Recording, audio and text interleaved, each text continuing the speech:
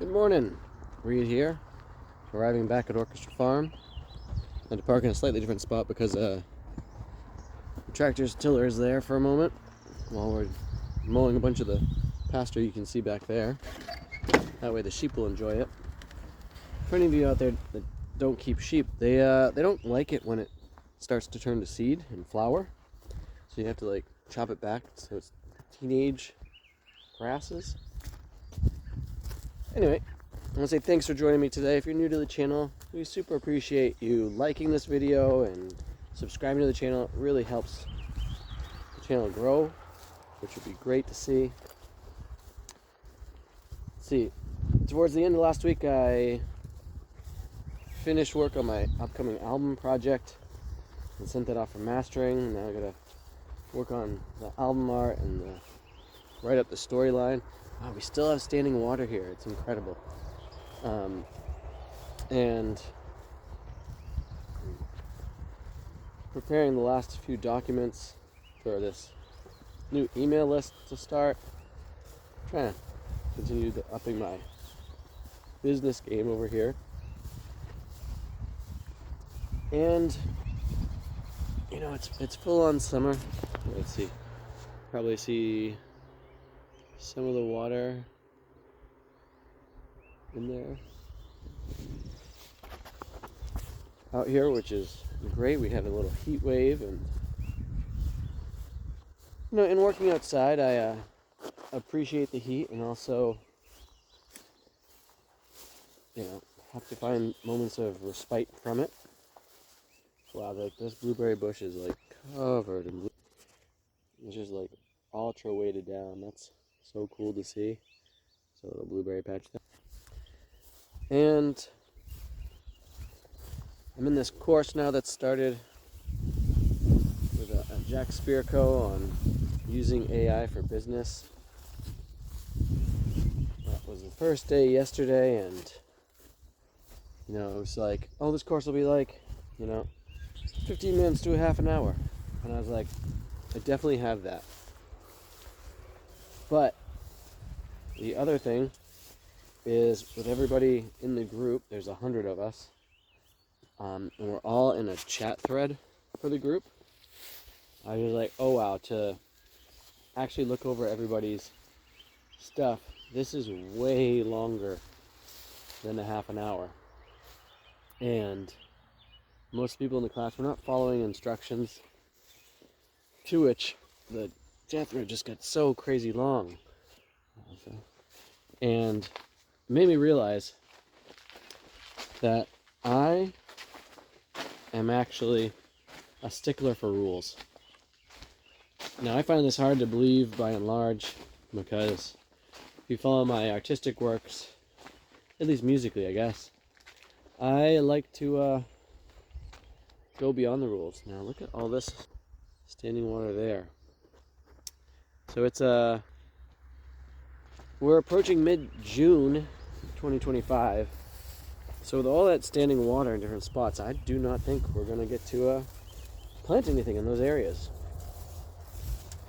So I'm glad I didn't get ahead of myself in that regard and plant out too many things. And, you know, that actually plays into this concept of liking rules and recognizing how much of the rules nature makes. You know? It's one of these things about being prepared for life, is recognizing what kind of natural occurrences take place where you live. So here, you know, it gets cold for a week, and you know, I mean that in a snowy way, and the power usually goes out. So I'm prepared for that in multiple ways. And with this farm location, it's ultra wet. Look at all that water there. That's a benefit and, you know, a detriment. And you gotta kind of work with those rule systems. What's the concept? I'm forgetting it. Anyway, but the idea of the constraints can bring elegance into a system. And that notion of like really being honest about what one's constraints are, so that you can move as fluidly as possible and measure them. And constraints are kind of like some rules. And we're just being able to recognize like which ones, you can kind of bend a bit, or which ones are going to just really keep you locked in to a given set pattern or way of being. And in a certain context, knowing when to like relinquish your control of desire to change that and accept what is, and knowing when that's unacceptable and maybe something needs to change. Maybe it's you that needs to change. Maybe it's your environment, your home, your relationships, the kind of tools that you're using. Because some things are like mountains and are type 1 things that like you're not changing them. If you have those in your life and you don't like the effect that those type 1 aspects are bringing, that could be laws as well. You might need to move to make life better. And you recognize, any number of our ancestors or ourselves have moved any number of times for a better life, because some constraint or rule of the environment just demonstrated this is not a good place to be. If you want success, you gotta go somewhere else. And